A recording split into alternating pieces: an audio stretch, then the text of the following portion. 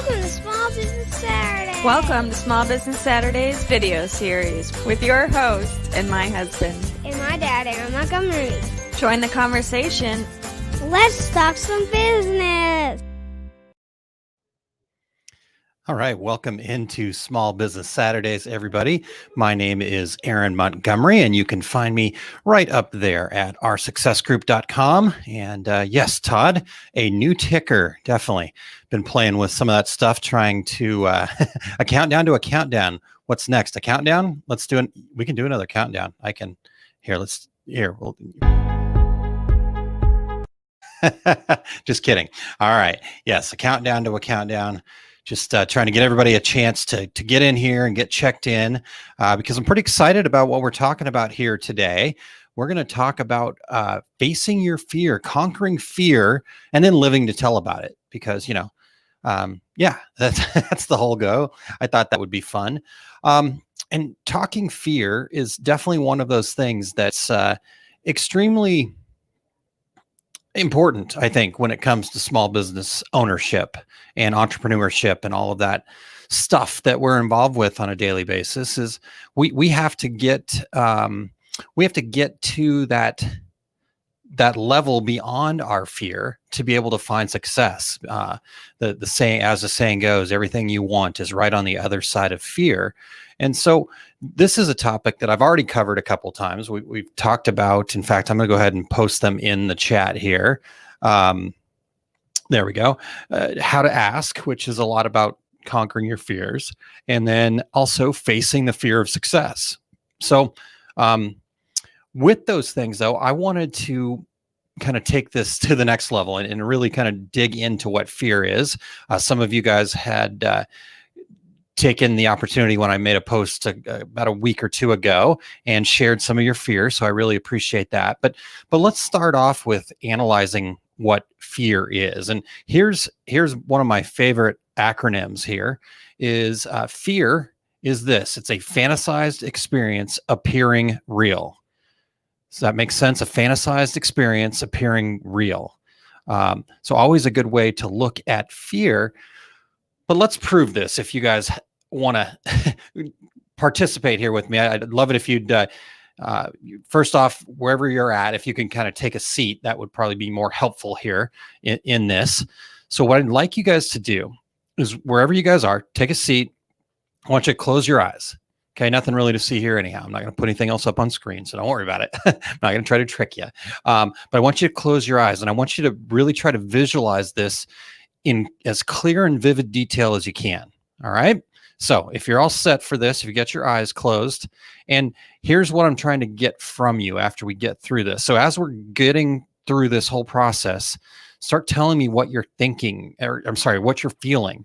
What is it that you're feeling inside of yourself as you go through this? But let's get started. Okay, so closing our eyes.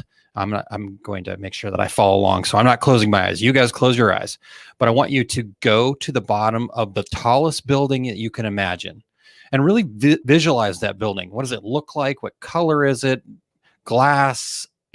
Is it really skinny? What does it look like? Get a real good visual of what that super tall building looks like. And again, this is the tallest building that you can imagine. All right. Now, next, after you kind of get that visual of you're standing outside the building, you're looking up at it, how tall it is and all that other stuff. Now, let's walk into the building. And as we walk into the building, we're going to head to the super fast elevator that goes straight to the top. All right. So you're going to get on that elevator. You're going to go up. Okay. And this is a super fast elevator. So boom, we're at the top. Okay. So now we are at the top. We are at the top of the building. And we want to walk out to there's a balcony. All right. There's a balcony out there that looks outside. So once you get out to that balcony, what does it look like? What's the floor made of? Is it concrete? Is it wood? Is it tile? What is the floor made out of? What does the sky outside look like? Is it cloudy? Is it sunny? Is it overcast? Is it a little bit of both? What's the sky look like? All right. So again, really visualizing this whole thing. Now, we're there on the balcony. Now let's walk as close to the edge as you feel comfortable. All right. So just go ahead and walk right out as close to the edge as you feel comfortable. All right. Once you get there, and so you're there now, I want you to take one more step closer to the edge without stepping off the edge. All right. So if you're really close to the edge, just scooch just a hair closer. If you're really far from the edge, take a big step and get out as close to the edge as you realize. Now, here's what I want you to do. I want you to look down and realize that there's no guardrail there. But I want you to keep your balance, keep your feet firmly on the balcony as you continue to look down. All right. Now, what are you feeling? All right. Now that you're experiencing that feeling, now I want you to turn around and walk, or if you're paralyzed right now, crawl, whatever it takes. I want you to turn around and start heading back to the elevator. All right. Now you're back in the elevator. You're going to take the elevator back down to the bottom. And now you're going to come back to where you are right now, whatever room you're in or wherever you're at right now. You're magically transported right back to where you are right now. And now you're going to open your eyes. All right. Now, here's the deal. I want you to start telling me, what were you feeling as you looked down off that tall building? What were the feelings that you were getting as you went through that experience? All right. Was it terrified? Was it feeling free? Was it feeling, what were those feelings that you were feeling as you looked down? And while you're sharing those things, Christine says another acronym for fear is false expectations appearing real. Yep. Fantasized experiences, false expectations, all made up is what we're boiling it down to here. So, all right, within that fear. So what were you feeling? What did you feel as you were looking out over that tall building? Hello, Renee. Thanks for joining us. And yeah. All right. So I'm going to wait for you guys to get that and start sharing some of your feelings about what you're feeling as we were looking out over that tall building. But here's the deal. Jerry says extreme fear. Was your heart racing? Did your physiology change? Did you feel weak? Did you feel lightheaded? Extreme fear. Yeah. When I've done that exercise several times as I've gone through different programs that Mr. Canfield's put on. And I'm definitely afraid of heights. So I was sweating and doing all those things. Tanya, hello. Appreciate you joining us. All right. So here's the deal. Our brains are very powerful, and our brains are so powerful that they want to look into the future and try to anticipate things. Excuse me. But here's what we have to realize, that we have to take control of our brains. And we have to realize that we create our own fears, because, you were feeling, what Jerry said, extreme fear. I've felt, like I said, lightheaded. I felt sweat. But when you get to reality, Jerry says, heights are some of my biggest fears, dizzy, unsure, sweating for sure. All right. Well, Jerry, we're not there. So we're back. We're on solid ground. I'm right there with you. So, didn't mean to cause any extreme discomfort. But again, I want to prove to you guys. Christine says, I never would have made it through the elevator part. I have a huge fear of elevators and won't go up in high buildings because it's too long in the elevator. There you go. It's a fear. And again, this is not to say that fears aren't founded. Fears aren't, that, oh, you should just, it's a fear. Just, do better and overcome it. No, that's not it. Our brains are built that way for a reason. But here's the deal. We are creating those fears. We're feeling those things. But in reality, we were right here. We're sitting in front of the computer. We're sitting on our couch. Wherever you're at right now, that's the reality of it. So we have that. And again, fears are not something that we're trying to talk down about and that you should just get rid of all your fears and everything will be great. No, that's not the way this works. Fears are a survival tool, and they were and are a great survival tool when we're fighting for our lives. When we were, trying to hunt big game as a caveman, we needed to have that fear so we didn't go out and do something stupid and have the human race wiped out. But as small business owners, as entrepreneurs, fears can be a challenge, because in the world of small business ownership, of entrepreneurship, we have to face our fears. as best we can. We have to take risks. We have to learn from bad experiences or failures or good experiences and successes. We have to learn from that. We have to grow, and we have to grow from overcoming those fears, because the only way we can get courage is by facing a fear. So I'm going to pull this up, and I didn't get it ahead of time, but we'll just do it real quick here and pop this up. Pause. Okay. Let's see if you guys can hear this. Come on, screen. Let's share that. We'll do that. Boom. Share the audio. Okay. So there we go. We're going to make this full screen. All right. So fear can literally paralyze us, just like these poor goats. So let's take a quick watch here. Oops, I got to hit the right button. This is a very temporary stiffening of the muscles.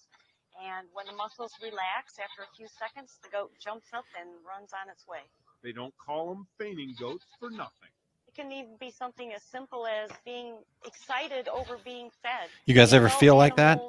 Typically, they keep their balance better, and what they will end up doing. All right, well, we'll close it. So yeah, fear can literally paralyze us. And like those goats, I've felt like that many times, many times, where I was faced with something and I'm like, oh, I don't know what to do. And then I've just found myself standing still. But here's the deal. We have to, as Renee said, we have to fail forward. Jerry, I'm right there with you. I'm not a big fan of those as well. I get completely into a roller coaster at the IMAX theater. Will also take my breath away as well. So, but because of this built-in nature of having fears, as business owners, we're going to create fears around other things too that we have to overcome. You know, we don't need to go jump off that tall building. And Nan says, fainting goats. Yeah. But those goats are just like us. You know, we get into those situations where we're up against something new, something we don't know about, something we don't understand fully. And typically what our nature is to do is to faint, to stop, to pause, to walk away from it. But as small business owners, we actually have to figure out a way to face those things and move forward. So I said the topic today was conquering our fears and living to tell about it. So let's talk about how we can conquer some of these fears. Learn these 3 really good techniques, and I'm just going to share what the techniques are with you really quick. And then we'll come back and talk about them a little bit. So the first technique is called I scare myself by imagining. So if you can frame every fear that you have with those words in the middle. So I'm afraid of tall buildings. Or here, Christine, you get to be the guinea pig here, because I have a huge fear of elevators, and I scare myself by imagining. What is it that you imagine is going to happen in that elevator? Now, that could have come from a past experience. It could, lots of places these things could have come from, something we saw on television, something our parents taught us. So lots of different things. That doesn't mean that it's not going to happen, but it certainly doesn't mean that it is going to happen. So if you can stop yourself and put that into your head, I scare myself by imagining, and then figure out what it is exactly that you're scaring yourself by imagining, then you go from there. So that's the first technique. The second technique is come back to the present. Again, if we go back to what we were doing on top of the building there, when we were visualizing being on top of the building, when we get ourselves to that point where we're starting to sweat, we're lightheaded, loss of breath is shortening and all that other kind of stuff, when we're terrified, what can we do? Well, we can go, okay, hold on a second. I am not on that tall building. I'm right here, right now. I'm sitting in my chair. I've got a microphone in front of me. I've got this light looking at me. I'm wearing a blue shirt. My feet are firmly on the ground. And there you go. So come back to the present. And then all of a sudden that anxiety, that fear starts to subside. And if you just keep yourself in the present, then you can move forward. All right. And then the last technique is imagining the best outcome. All right. And we'll talk more about that in just one second. So with those 3 techniques, let's use some examples here. Like I said, some folks had taken the time to comment on a post that I made earlier, and really appreciate them doing that and allowing us to work through these. And I'll, if you want to go look, you can certainly find out, but I'll just leave that between us and that particular post for now. And I'll share what they wrote, and I won't say who, but one of the comments was failure because I started my work fairly cheap and sometimes, and my question was, what is your biggest fear in your business? So here's one: failure because I started my work fairly cheap, and sometimes when I price, people act as though I'm too high. My prices need to go up, but the fear of losing business is there. We are doing a lot more, and to stay in business as everyone, we are going to have to increase prices. So when we break that down and you pick out what the fear is there, I came up with the fear of losing business. That's what I highlighted. So that's the fear. So let's take that, the fear of losing business, and then let's put those 3 techniques to it. So I have a fear of losing business. I scare myself by imagining I won't be getting any business from anybody anymore because my prices are too high. Okay. So I scare myself by imagining that. Now, if I come back to the present and say, okay, so I scare myself by imagining that, but presently I have business. I have people that are willing to pay those prices. So now I'm back in the present. Okay. So now I brought the anxiety down, and now I take and add the next layer to it, and I imagine the best outcome. So my fear is of losing business, but I know I have business. And if I can now instead imagine the fact that everybody's willing to pay for that, I'm able to do more. I'm able to reach my goals. I'm able to support my family. I'm able to make a difference in my community. Whatever it is that your goals are, imagine that instead of losing business, and see how we can reframe that really quickly. I mean, that didn't take us long at all. All right. So let's do another one here. Here we go. I'm going to skip one. We may come back and use it a little bit later, but I'll skip a couple here. Okay. The next one was trying to figure out how to price right when a shop wants wholesale pricing. I'm afraid of pricing too low or pricing too high, and fearful when someone asks what my wholesale prices are and sounding unprofessional because I don't know off the top of my head. All right. So I kind of pulled out pricing, same thing, fear of losing, but fear of sounding unprofessional because I don't know off the top of my head. So we'll go with that. All right. So my fear is sounding unprofessional because I don't know off the top of my head. I scare myself by imagining that the person who's asking me will go away and do business somewhere else. Okay, so that's what again, I'm just making this up as it might happen in my head. How it happens in your head can be totally different. So now I want to come back to the present. So my fear is of sounding unprofessional. But do I sound unprofessional? No, I'm very professional. I care about my business a lot. I have a lot of heart in it. I want to take care of all my customers. I want to make sure I'm very professional, and I work really hard to be professional. So that's the present. And here's what I'm doing right now to be professional. I'm working on my pricing. Now, let's add imagining the best outcome. My fear is of sounding unprofessional because I don't know off the top of my head. But instead, I'm going to tell them, hey, I want to be able to give you the best possible pricing that I can. So you can, because when you're doing wholesale, they're trying to make a profit as well. So with wholesale, you want to say, because I want you to be able to make as much profit as possible and make this a real win-win for us. So instead of just blurting out some high number off the top of my head, would you mind if I go back and plug this into my numbers and get you the best possible price I can give you and still keep myself in business? I just want to do that for you because I care so much about you and why you want to buy from me wholesale. So, that seems like a little different outcome. And then let's imagine even further that customer is like, oh my God, this is so amazing. I'm getting this personalized treatment. They're going to get me specific pricing. And they turn into the biggest customer, and you guys both go on to make millions of dollars together and become a super happy partnership. So we're imagining the best outcome. All right, let's see. Let's go one more. and then we'll see what else you guys got for me and go from there. All right. So one more here. I truly believe I can get as many orders as I want. My fear is design software and knowledge of using equipment that I own. I felt that way when I got into screen printing in 2009, but now I could screen print in my sleep. As was suggested to me, I just need to do it. So looks like we've already figured this one out pretty good, and I love that. But let's just tackle the fear part in the middle there. My fear is design software and knowledge of using the equipment that I own.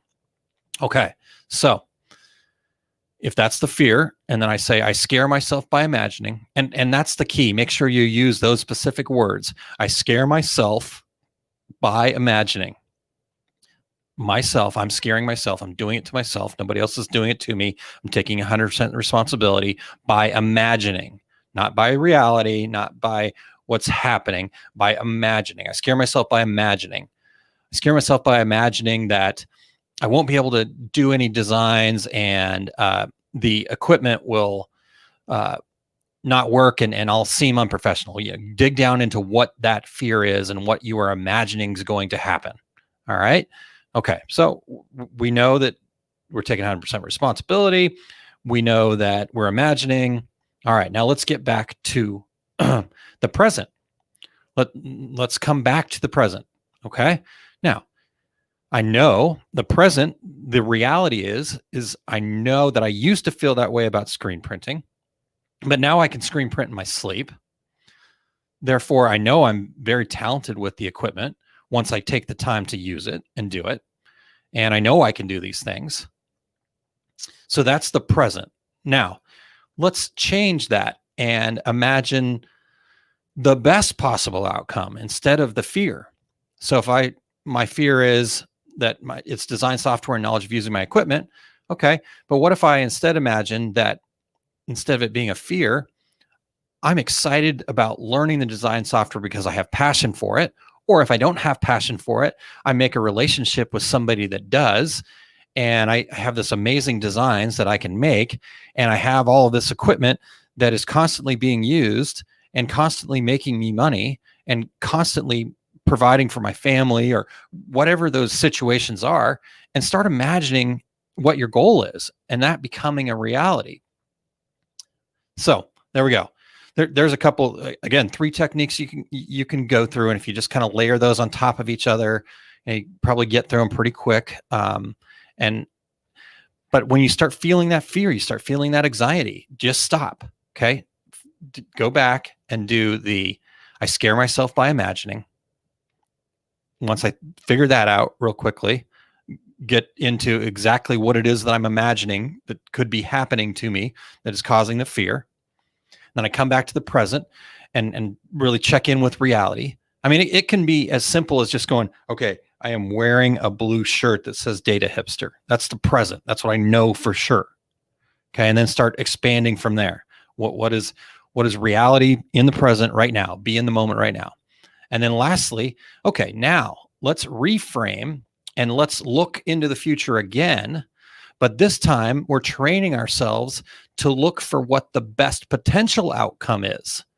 And now what happens is we have both sides. So we have what our fear is, but we also have what the best possible outcome is. And now we can make a really good decision. Okay, if our fear is this, the best possible outcome is this. Which one is more important to me? Do I want the best possible outcome? Am I willing to handle what the fear was versus getting the best possible outcome? Okay. So now you can make those decisions and you're retraining yourself. All right. If that makes sense. So let me know what questions you guys have. Because here's what I've discovered in my own life and in talking to other folks. When we trace these fears back to the source, it can get really interesting because most of the time, and again, my experience and other people have told me this too, so I feel like this is a pretty wide-reaching thing. Fear is rooted in avoiding disappointments. All right. So by using, I scare myself because I can realize that my fear is not actually rooted in any reality, but it's rooted in trying to avoid disappointments. So back to the fear of losing business, which I think we all have because we're worried about where we price things. And so it just paralyzes us and we just don't do it. We just like, okay, I'm not even going to list that product because I can't figure out how to price it. Well, if the fear of losing business is holding you back, let's think about it this way. Your fear of losing business, of something that you're brand new that you haven't even put out there yet. Did you have that business to begin with? If not, you're no worse off than you are right now. If your fear of losing business, your fear of losing current customers because you have to raise your prices, what about the fear of the fact that you're not going to be able to stay in business and work with those customers? 9 times out of 10, probably 10 times out of 10, when you raise your prices, what happens is you get rid of the 80% of customers that you don't actually want to be doing business with. And it allows you to take better care of the 20% of customers that you do want to be doing business with. And so maybe your fear of losing business is fear of losing some business. But what about the growing business that you can do by having more profit, being able to do more things for the customers that you really want to work with? All right. So that fear of losing business, we don't want to live in the past, and we need to stop worrying about the future and figure out what is the best thing you can do right now. We come back to the present. What is the best thing that we can do right now? Because at the end of the day, fear is actually a learned behavior. All the studies I could find, everything that I've read about this, they can only prove or disprove that we're only born with two fears.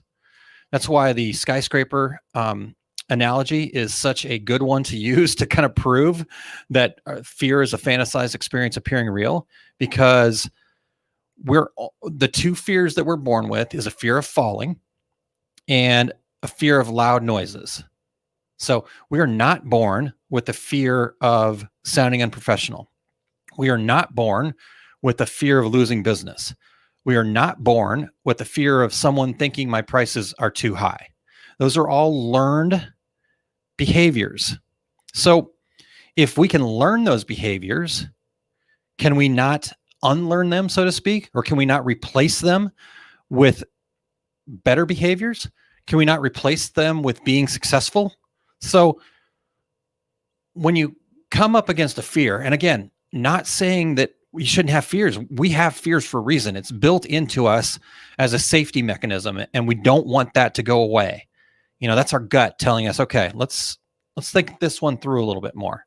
That's what fear is supposed to do. Fear's not supposed to paralyze you, especially when it comes to our businesses. So we need to replace that with the art of success, is what I'm calling it here. So the art of success is basically pretty simple here. We need to replace that fear with, okay, allowing the fear to tell us to slow down, think about it, meaning make a plan.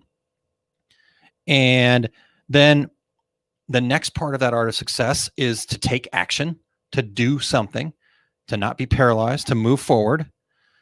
The next part of that art of success is to have the experience, take in the experience, take in all that feedback. The next step is to learn from that experience. And then the final part is to get the results and then repeat. Okay. And that is what turns into success, because once we get the results and we've learned and we've created new results, now we're creating the results that we want. More money, more customers, more this, better relationships, better customers, better community, whatever it is that we want, we can create that if we replace unnecessary fear with the art of success. So again, fear is good. We don't want to try to just eliminate all fear and run through walls without looking, or, try to run across the street without looking for traffic. None of those things. Fear is a good thing. It is, but when fear starts stopping us from getting to the experiences that we need to be successful, or the experiences we want to have in our lives, that's when we need to replace those fears with something different. And why not replace those fears with the art of success? All right.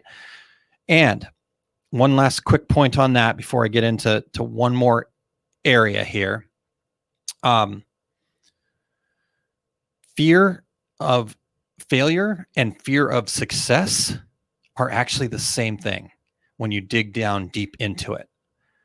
Might not seem, it seems like they're on opposite ends of the spectrum, but when you dig down into what the actual fear is, they all come from the same places. Okay. They all come from the same learned experiences. They all come from the same movie that we're playing in our minds. All right. So here's what we want to do. We want to take these fears. Let's just recap real quick. And then you guys let me know what questions you have. Let me know what comments you have. Let me know what thoughts you have to kind of close this up and make sure that we covered everything. Because again, I want to give you guys, and also grasp hold of these tools myself even better, give you guys the tools to conquer fear and live to tell about it. I want you to share this with other people. I want you to build your own process around what we're talking about here and then live to tell about it. I want you to share this with other people. So first, we're going to realize that fear is a fantasized experience appearing real, or Christine, I get yours up here. This is a good one too. Another acronym for fear is false expectations appearing real, going back to, disappointments, avoiding disappointments and that type of thing. And once we realize that, then I want to layer these 3 techniques on. First, I want to, identify the fear and explain it in I scare myself by imagining. Again, really important to use I scare myself by imagining. Myself and imagining are the key points there. And then once we've done that, we want to come back to the present. What's real? What's actually happening right now? I'm wearing a blue shirt. I'm sitting in an office. I'm got a microphone in front of me. I'm afraid of doing this because I'm going to sound stupid. I'm afraid that you guys are going to think that I'm too wooey or too out there or whatever. Those are the fears, but what's reality? Reality is I'm talking to you. I'm sharing what I feel, and I'm helping myself become better at this. Okay, that's reality. Now, let me imagine the best outcome. Let me imagine that I was able to help one person overcome a fear that turns them into the successful business that they wanted to be. That's a great outcome. That's what I'm going for. That's my why, to provide resources that empower business owners to achieve their idea of success. So that's the best outcome. I can check that box. Is it worth it to check that box versus the fear of you guys thinking that I'm an idiot? Yes, 100%. So now I've imagined the best outcome. I'm able to make that decision. And now I'm able to instead, plan. Okay. I wrote out an outline. I've got pages of notes. I've got more notes in here. So I planned, I've thought about it. Now I want to take action. I pushed go live. I took the action. I'm talking. Okay. Now I want to experience it. I want to see what you guys are saying. I want to get your feedback. I want to hear from you. What do you think? Is this going to be useful for you? Or was this a waste of 35 minutes of your time? I need to be open to that feedback. Even the feedback that I don't want to hear, that I don't think I want to hear, I need that, because now if I can experience that, then I can learn from it. Then I can say, okay, what could I do differently? What could I do better? I can go back and watch this video again and go, okay, Aaron, wow, you really stumbled on this part. You should have planned ahead and done this. Okay, well, next time I can do better. Perfect. And then I have the result. 15 people watching live right now, according to the little number up here. Cool. That's a result. Now I want to compare that to what I've done before. Again, it's just the process. I'm just going through the process for you here. All right. Now, one last thing here. And then again, you guys tell me what your thoughts are, where you're at, what kind of fears we can work through together. Because there's the other thing, is that a lot of times we have these fears. And one of the things that really paralyzes us is we think that we're the only one with those fears. And if we can communicate with others and have that community to talk to and say, oh, well, I'm not the only one with this fear. Okay. So what are you doing? How can we do this together? You're going to be able to do this. I know I can. Oh, okay. Now it's different. I start changing my self-talk because I'm around people that are experiencing the same things. I'm around people that have that same vulnerability, have that willingness to be open, and we can share those things. But the last thing I wanted to share is this is why everybody talks about hustle. Okay. When we talk about that art of success, this is why everybody talks about hustle and why hustle is so important to a small business. Now, I'm not a huge fan myself of all this overly used hustle talk. If you're doing a side business a couple hours a week, that's cool, and you're hustling for those couple hours. That's awesome. But are you really hustling? I don't know. But regardless, what hustle actually means and why it's used so much, in my opinion, is hustle is how many actions can you take? And again, those actions have nothing to do with what the result is. I don't care what your result is. How many actions can you take next week for your business? How many things can you do? I don't care what the result is. That's not the hustle. The hustle is how many things can you do?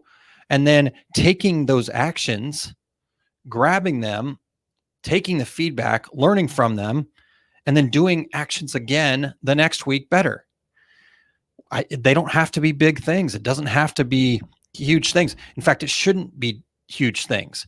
If it's something that we fear, the best way to tackle this thing is in small bites. How do you eat an elephant? One bite at a time. Now, that's a terrible analogy, but I heard it the other day and I'm using it. So sorry. So just doing the little small things, but how many of those little small things can you do each day is what hustle's all about. So when we talk about hustle, it falls into fear. And when we mix those things together and we, again, start replacing this learned experience of fear with a different experience of what's the best possible outcome and weighing those two things out and then going from there. All right. So let's see what we got here. Christine, expressing your fear is sometimes the hardest part. You think you'll either sound whiny or that people won't care or understand. So it seems easier not to say anything or maybe safer not to say anything. Sadly, that's mostly more fear stopping you from asking for help. Absolutely. 100%, Christine. And again, totally relatable fears, totally fears that we want to acknowledge. But at the end of the day, if they think that you're whiny or people don't care or won't understand, then you're just not talking to the right people. All right. So if it seems easier not to say anything, then again, you're not talking to the right people. So you got to get that stuff out there. And again, Christine makes a great point. It's stopping you from asking for help. And being a business owner is all about asking. It's asking for help. It's asking for sales. It's asking your employees to do something better or do something more, or ask. Again, that was one of the things where we talked about fear a lot. Was in a program I did not too long ago about becoming an asshole, so to speak. So, all right, Jerry says, I like to imagine that one day I will look back and think to myself, remember when I had a fear of, and now I don't even give it a second thought. Now I plan on getting there sooner than later. Perfect, Jerry. I imagine you probably had a little bit of a fear of screen printing. Or whatever it is that you were doing. Sorry, I gave it away, Jerry. People could go and see it, so I'm not really giving it away. There's a ton of things that I know I had fears about, and honestly, they still get to me a little bit, and they still will kind of give me pause. I've probably presented seminars. Just doing some quick math, at least 100 times now in my career. Live seminars, I've probably done at least 100.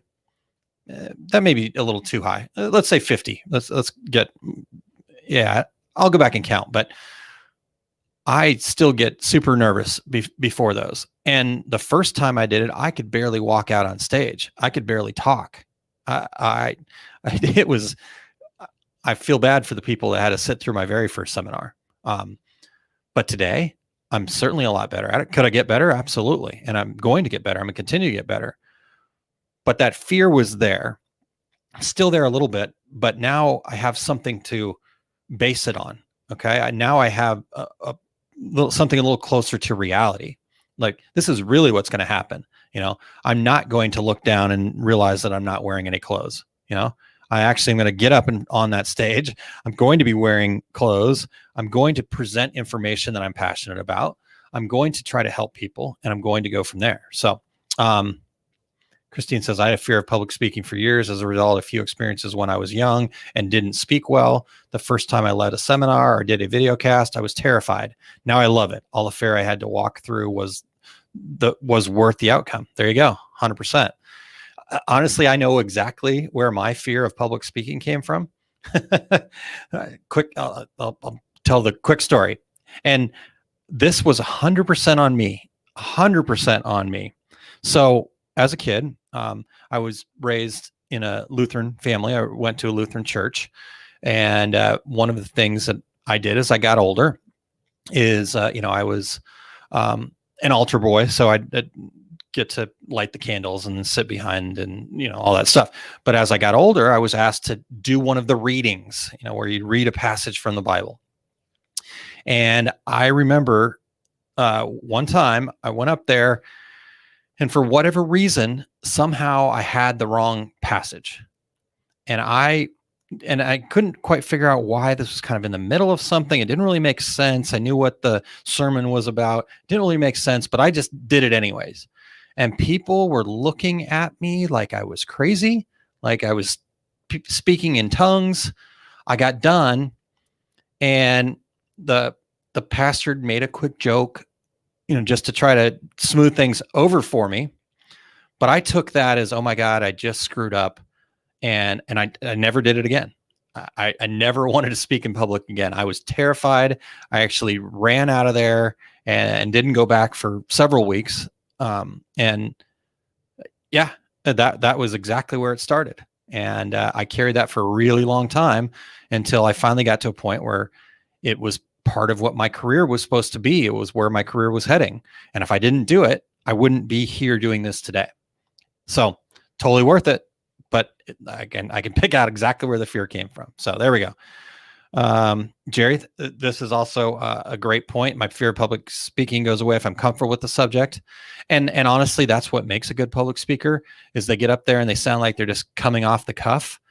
But reality is the planning, the notes, the going through it, the making sure the slides flow and all that other stuff is what's really important. You're comfortable with the subject. Mildred, you say, I know this might sound stupid. Doesn't sound stupid at all, actually, Mildred. I think this is wonderful, and I appreciate you sharing this. It says, but my lives have helped me start to overcome public speaking. I think that's great, and it doesn't sound stupid at all to me. And even if it did, you shouldn't care, but it doesn't. And I love that, because what happens is, again, we build courage, we overcome fears by actually doing the thing and then finding out what the reality is. So now we've replaced that wow, I'm not even gonna get close to saying that right. You're replacing what you had imagined as that terrible outcome with something that really happened, where it wasn't so terrible. People didn't laugh at me. I got to experience getting to connect with people. I got to share something I was passionate about.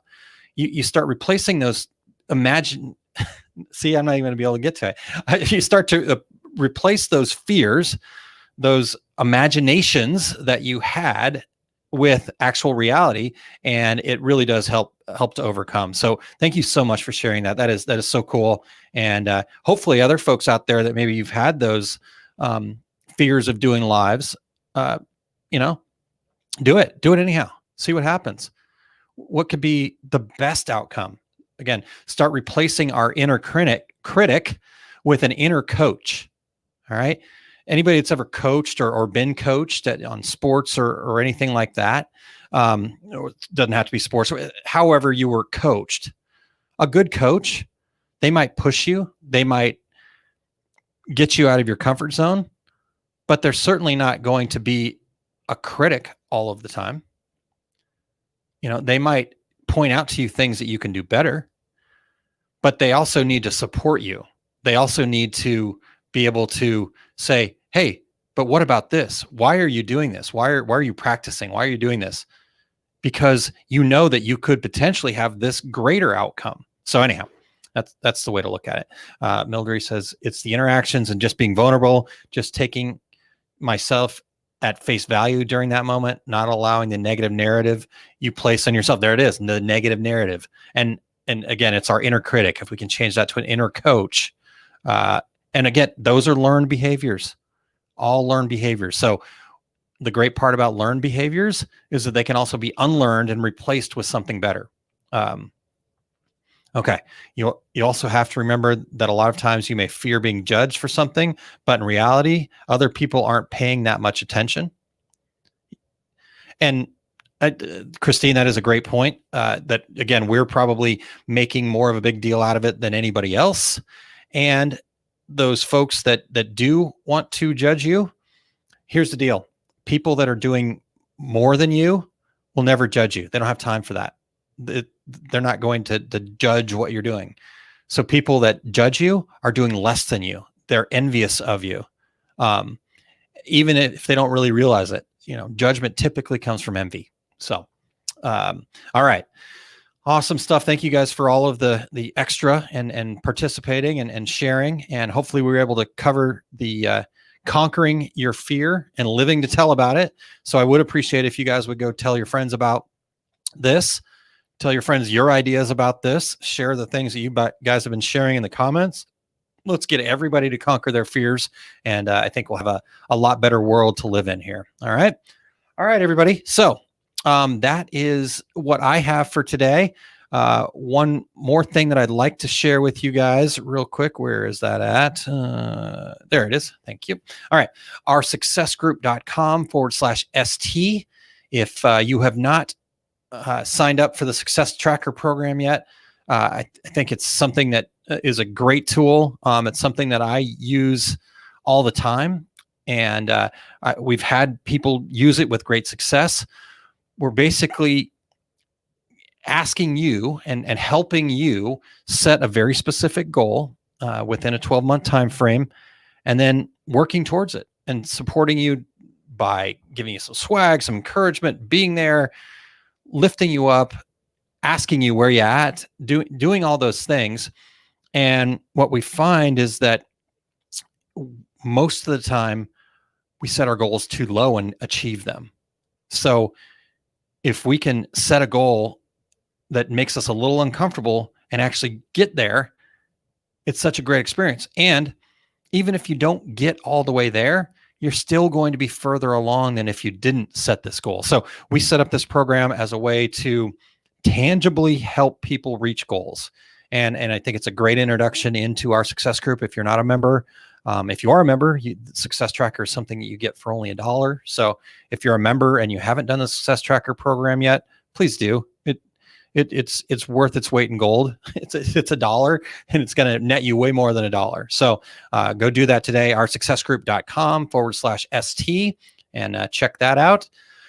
And I think that's about it, guys. So hopefully you guys have a great rest of your Saturday. I know I'm excited to go conquer some fears, do some things. This helped me a ton work through certain things just by trying to put this together and now getting an opportunity to share it with you. So I appreciate that very much. That opportunity you guys gave me to be here and share with you. So without further ado, I think I will call it a day, and we will talk to you guys next week. All right. Have a great rest of your Saturday.